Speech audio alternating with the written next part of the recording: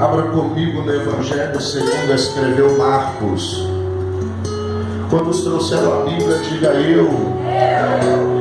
Aleluia. Evangelho segundo escreveu São Marcos, capítulo de número 16.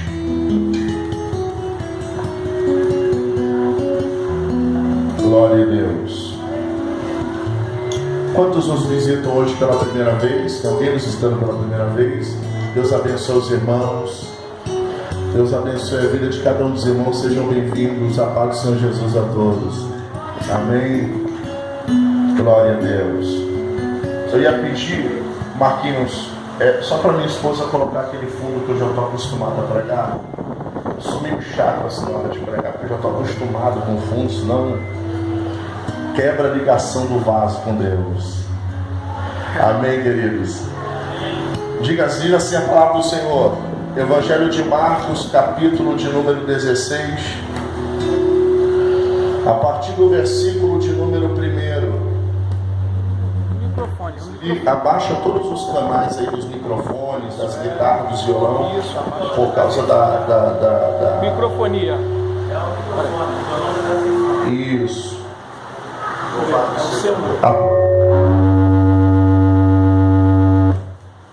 Glória a Deus. Aleluia. Evangelho segundo Marcos, capítulo 16, a partir do versículo de número 1. Quem encontrou, diga eu. Que bênção. Vocês são adiantados, hein? Glória a Deus. Pode abaixar. Abaixa. Pode abaixar mais. Ser baixinho. Pode abaixar mais. Isso. Aê, assim, aê, coisa aê. linda, né, irmão? Olha que ambiente maravilhoso. Glória a Deus. Diz assim o texto, Marcos capítulo 16, a partir do versículo 1. Passado o sábado, Maria Madalena, Maria, mãe de Tiago e Salomé, compraram aromas para irem embalsamá-lo. E muito cedo, no primeiro dia da semana, ao despontar do sol, foram ao túmulo. Diziam umas às outras: quem nos removerá a pedra da entrada do túmulo? Repete isso comigo. Quem nos removerá a pedra da entrada do túmulo? E olhando, viram que a pedra já estava removida, pois era muito grande. Entrando no túmulo, viram um jovem assentado ao lado direito, vestido de branco, e ficaram surpreendidas e atemorizadas. Ele, porém, lhes disse: não vos atemorizeis. Buscais a Jesus o Nazareno, que foi crucificado. Ele ressuscitou. Não está mais aqui. Vede o lugar onde o tinham posto. Mas ide, dizei a seus discípulos e a Pedro, que ele vai adiante de vós para Galileia. Lá o vereis, como ele vos disse. E saindo elas, fugiram do sepulcro, porque estavam possuídas de temor e de assombro e de medo, e nada disseram a ninguém. Vamos voltar no versículo de número 3, toda a igreja, diga assim comigo. Diziam umas às outras: quem nos removerá a pedra da entrada do túmulo? Meu Deus, levanta a tua Bíblia, as tuas mãos aos céus. Eterno Senhor, meu Deus, eu te glorifico nessa noite. Eu te adoro e te engrandeço na beleza da tua santidade. Eu lhe peço, Deus, que nessa noite o Senhor venha falar com a tua igreja. O Senhor venha, Deus, falar com o teu povo, Senhor. Manifesta a tua glória, a tua graça, a revelação do teu Espírito nessa mensagem que será ministrada. Usa a boca do teu humilde servo nessa noite, ó Deus, para que o teu povo seja abençoado. Meu Deus, cada pessoa aqui nessa noite entrou em sua casa, que venha sair daqui de modo diferente a qual aqui nesse lugar chegou, porque eu tenho a certeza que o teu Espírito Santo já está atuando e agindo na vida de cada crente.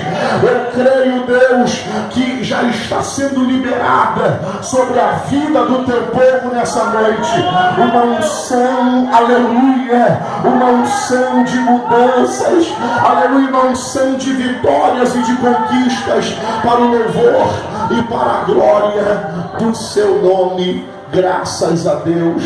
Podem se assentar em nome de Jesus. Glórias ao Senhor. Toma o teu assento. Aperta a mão desse crente e fala para ele assim: ó, Deus tem algo para te entregar nessa noite. Aleluia. Cadê a irmã Márcia? Levanta a mão, irmã Márcia. Cadê a irmã Márcia? Gostei do seu corte de cabelo. É modelito novo, né? Não já estava assim?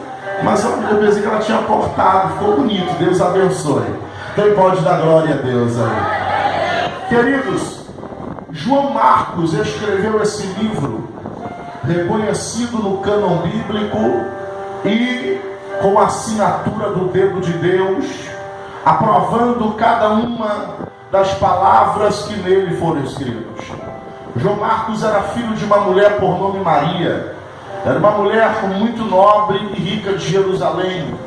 E esse homem convertido ao cristianismo, e acredita-se que ele era amigo íntimo de Pedro. E como amigo íntimo de Pedro, não tinha como ele não se converter ao Evangelho de nosso Senhor e Salvador Jesus Cristo. Você já viu que aquilo que Deus te deu é tão bom que acaba impactando a vida de todo mundo que está ao seu redor e do seu lado? Já parou para ver que as pessoas olham para você e falam: puxa, eu olho para você, eu sinto algo tão maravilhoso, eu sinto algo tão nobre sobre a tua vida, e você olha para aquela pessoa como quem? Era isso que eu queria que você dissesse, só para eu dizer para você que o motivo de toda essa vitória e alegria na minha vida é porque eu aceitei Jesus como meu Senhor e Salvador. Aleluia. João Marcos, ele era amigo íntimo de Pedro, e ele escreve esse livro de uma propriedade de detalhes. E entre os anos 50 e 60 da era cristã, esse homem vai relatar aqui uma riqueza de detalhes, de momentos e de circunstâncias do ministério terreno de Jesus, antes e após a sua morte. Quando eu chego no capítulo 16, ele vai detalhar, após a morte de Jesus, o que aconteceu, o que sucedeu.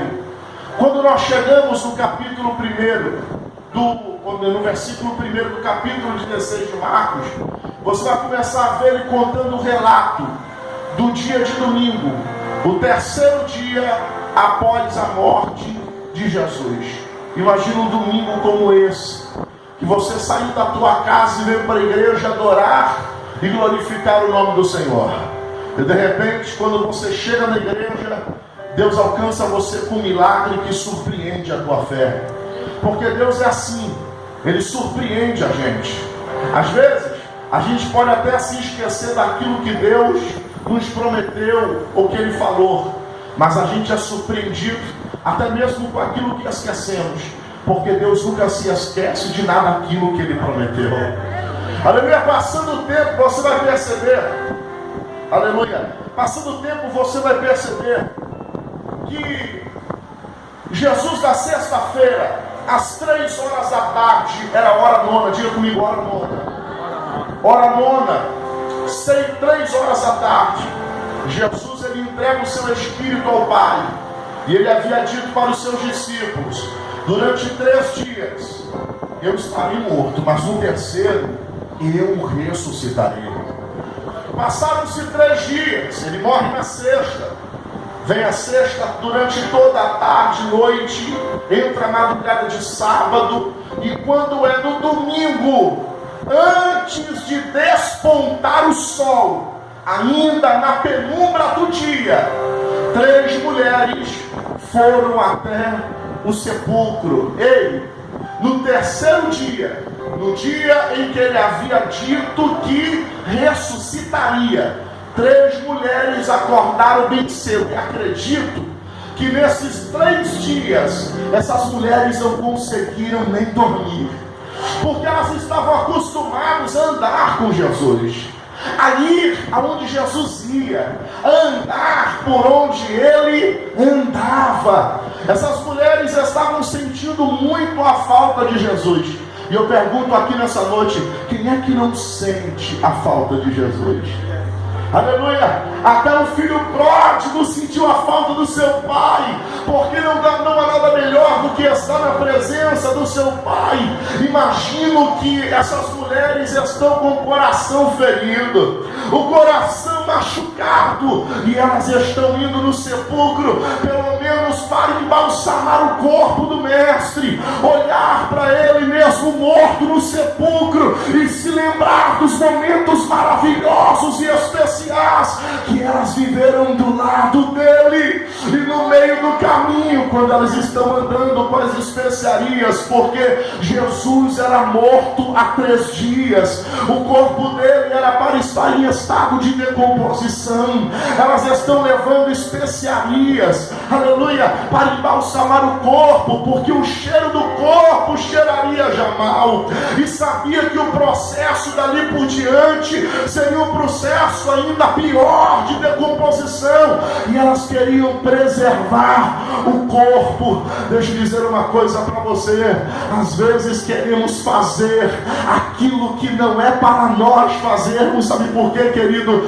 Onde já pensou que Deus precisa dos nossos cuidados, porque é nós que precisamos do cuidado dele. Mas mesmo assim, elas viram Jesus morrendo no Gólgota, elas viram Jesus morrer no alto de um monte que tinha o formato de uma caveira, elas viram que houve trevas sobre a terra, elas viram que o seu mestre estava morto. De repente, no momento em que José de Arimateia, homem nobre do Sinédrio, foi até o Gólgota para tirar o corpo dele da cruz e levá-lo até o sepulcro, imagino que elas estavam lá, e elas estão vendo agora não o seu Cristo que se transfigurou em cima do Monte Tabor, elas estão vendo agora não um Cristo que expulsou 7 demônios de Maria Madalena, elas estão vendo agora o seu Cristo sendo carregado, pego o seu corpo nos braços de José de Arimateia e sendo levado para o sepulcro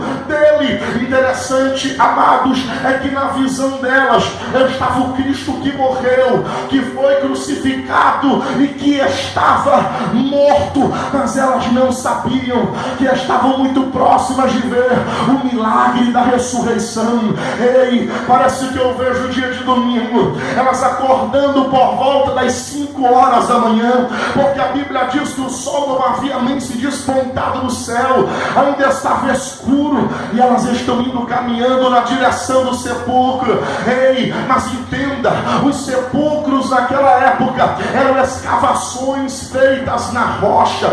Interessante que na porta do sepulcro eram postas grandes pedras, aleluia, em modelo de símbolos, para proteger a entrada do túmulo. Um homem sozinho não podia remover a pedra, eram alguns homens para removê-la, para que as pessoas pudessem entrar. E tudo isso fizeram também para que o corpo dele não fosse roubado, porque quando Jesus é morto e ele é levado para o sepulcro de José de Arimateia, os fariseus e os príncipes, os sacerdotes, foram até as autoridades judaicas e disseram para eles: ei, coloca guardas diante do túmulo, porque senão o nosso pesadelo vai ser maior, porque tudo que a gente queria era matar ele, tudo que que a gente queria era que ele fosse morto, e morto ele já está. Agora, aqueles homens que seguem a ele disseram que há uma promessa, que antes dele morrer, ele havia dito que ao terceiro dia ele ressuscitaria.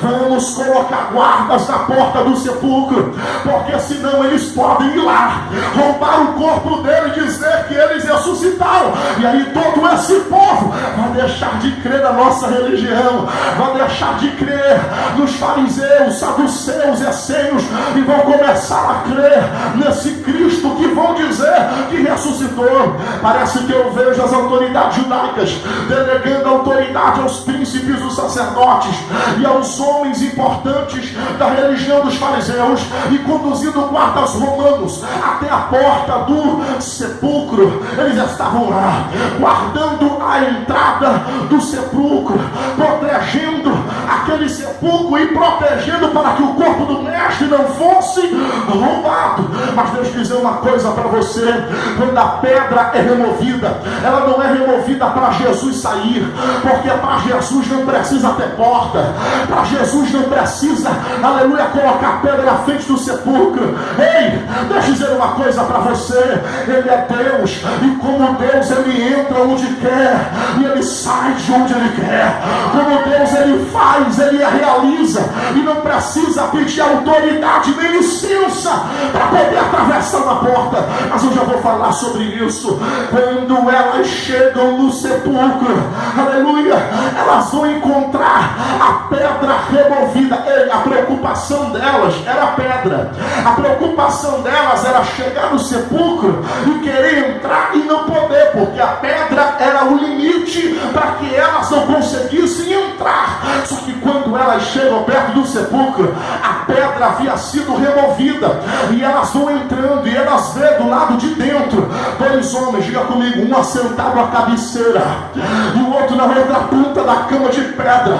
Mas elas vão ver uma pedra fria com lenços e ataduras em cima, mas o mestre não estava em cima dela. Mas imagine você, ainda estava escuro, era madrugada, e elas estão chegando no sepulcro, e quando elas chegam lá, elas vão ver dois homens de branco sentados, aleluia, naquela cama do sepulcro, e eles vão olhar para elas. E imagine 3 mulheres sozinhas na madrugada, olhando para dentro do sepulcro e vendo dois homens lá dentro, olhando para elas e dizendo: não temas, porque o Jesus a qual vocês vieram procurar, ele não está aqui.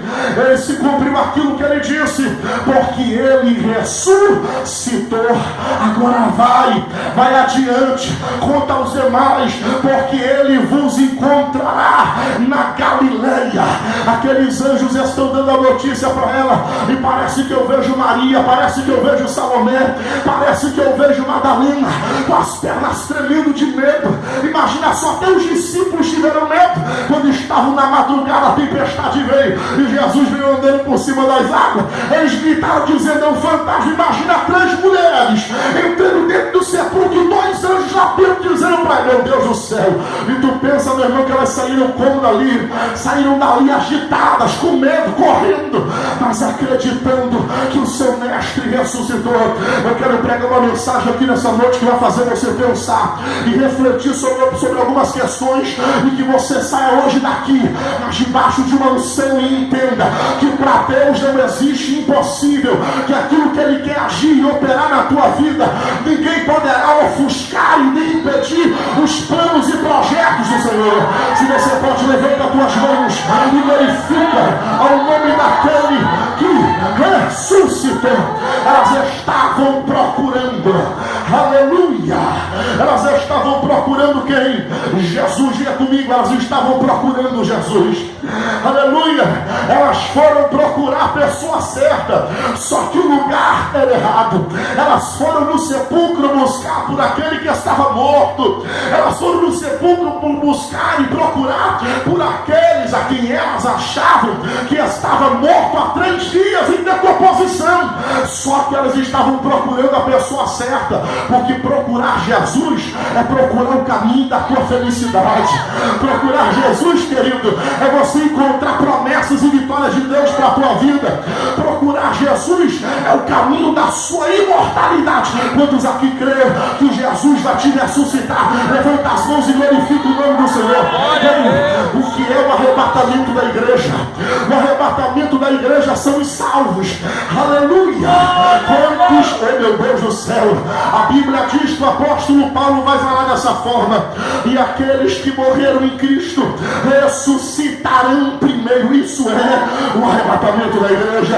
E nós que estamos vivos, Paulo vai dizer isso porque ele acreditava que o arrebatamento seria no seu tempo e na sua época. E ele vai dizer: nós que estamos vivos, logo após seremos juntamente com eles arrebatados de um corpo de mortalidade em um corpo de imortalidade. Sabe por que eu creio no arrebatamento da igreja? Sabe por quê, querido? Porque Jesus morreu, mas ressuscitou no corpo, o mesmo corpo que ele viveu por 33 anos, é o mesmo corpo ressuscitado, e é o mesmo corpo que no começo do livro de Atos ele vai ascender aos céus. Sabe por que o diabo te odeia? Porque do lugar que ele saiu nunca mais ele vai voltar. Deus está preparando o seu povo para habitar nesse lugar. Meu Deus do céu, se Jesus voltasse hoje e visitasse essa igreja, quem aqui seria arrebatado? Levanta a sua mão e glorifica o nome do Senhor Jesus.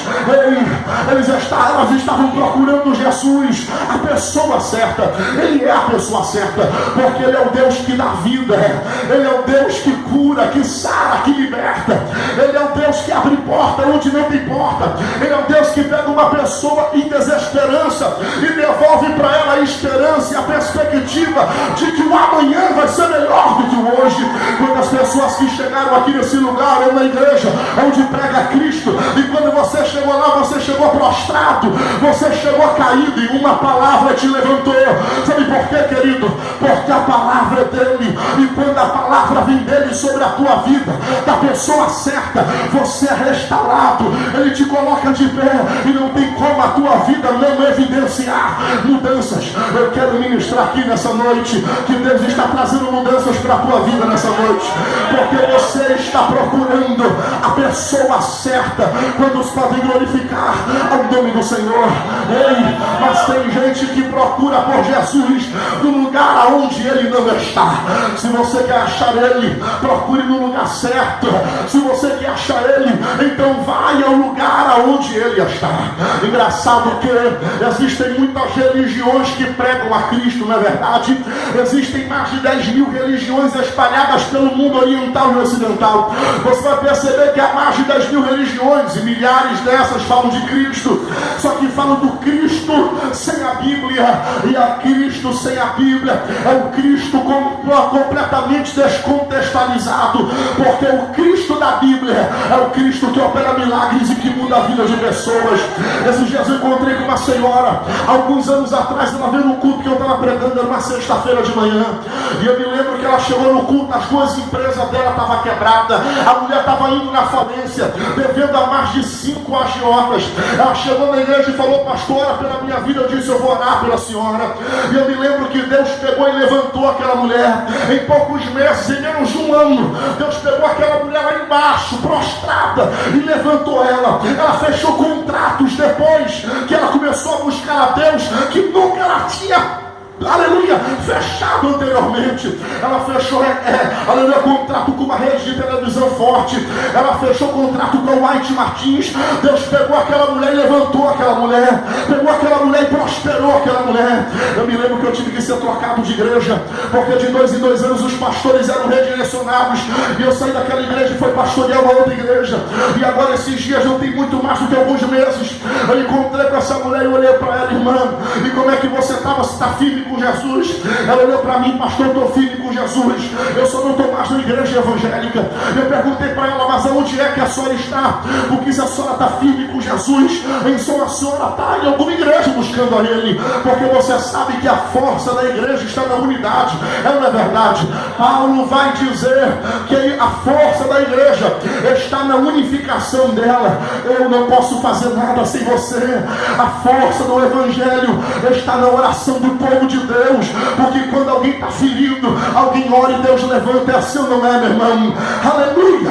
Eu perguntei para ela: mas o que está acontecendo com a senhora? Ela olhou para mim e falou: pastor, aleluia, eu estou no centro espírita e lá prega Jesus. Meu Deus do céu, o meu coração se entristeceu, o meu semblante descaiu. Eu olhei para ela e eu disse para a senhora: é mesmo, eu queria dar uma palavra para ela, eu queria falar com ela, eu queria trazer ela de volta para a igreja. Você sabe o que aconteceu, meu irmão? Aleluia.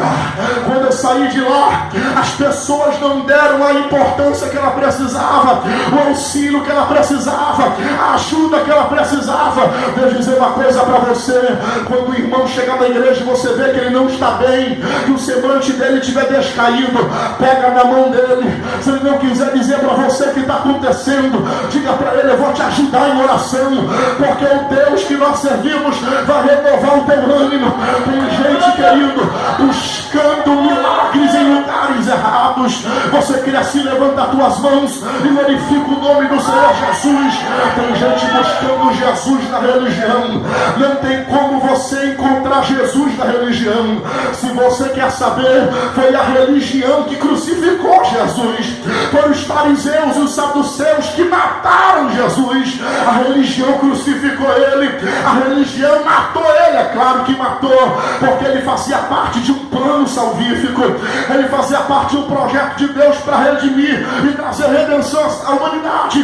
Mas a religião mata a fé nele. Aquelas mulheres estão indo no sepulcro, procurando pela pessoa certa, no lugar errado. Se você quer entregar, se você quer encontrar Jesus, meu irmão, não pense que você vai encontrar ele em lugares mortos, em lugares que tem cheiro de decomposição, porque tem lugares que você entra que não tem mais unção, não tem mais glória. Você entra nos cultos, parece um cemitério, parece catacumbas dentro da igreja, onde ninguém glorifica, ninguém adora, ninguém fala em línguas estranhas, ninguém profetiza. E deixa eu dizer uma coisa para você: se você quer encontrar Jesus, então procure no lugar certo.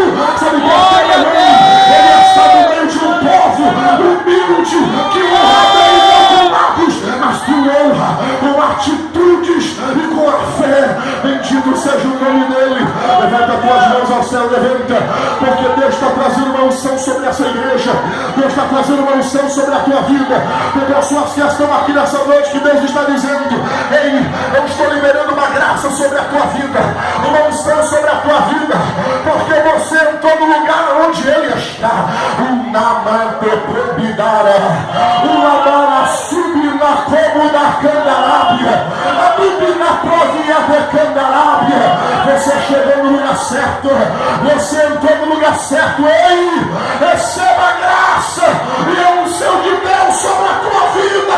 Pastor, milagre não acontece, pastor, as coisas não acontecem. Sai desse cemitério e entra na presença do Rei.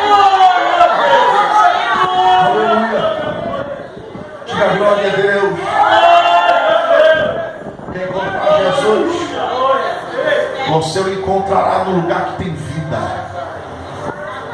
Você vai olhar no crente, ele pode estar passando a pior tribulação da vida dele, porque crente que tem vida no altar, o inferno se levanta. Se levanta ou não se levanta?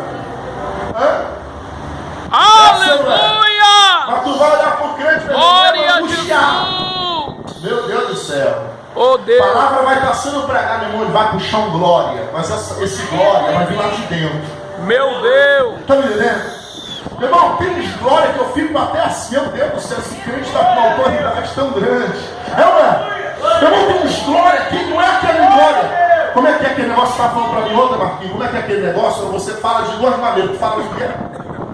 Diafragma ou pelo... Não! Ei! O glória do adorador não é do diafragma não, meu irmão. Sabe de onde que ele vem? Da alma. Meu Deus do céu.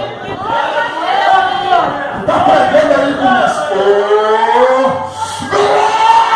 Meu irmão, ele pode estar passando a pior tribulação da vida dele, mas ele vai puxar o glória que quem tiver do lado dele vai acordar, vai despertar, não vai entender nada. Ah, meu Deus do céu! E a unção que vem na vida desse crente é tão forte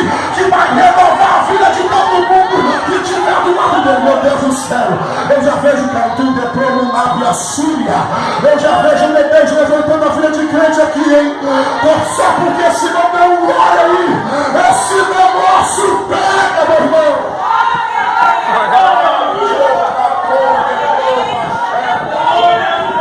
Uróbia canto, remove a decalácia.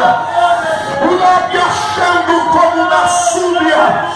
Levanta a tua mão e glorifica o nome do Senhor. Ei, pedras, aleluia, são obstáculos à sua felicidade. Diga comigo, pedras são obstáculos à sua felicidade. Elas queriam ver Jesus, mas a felicidade elas imaginavam que estava do lado de lá da pedra. Ei, deixa eu dizer uma coisa para você. Do outro lado da pedra tem infelicidade. Lembra de Lázaro, lembra? João capítulo 11, aleluia.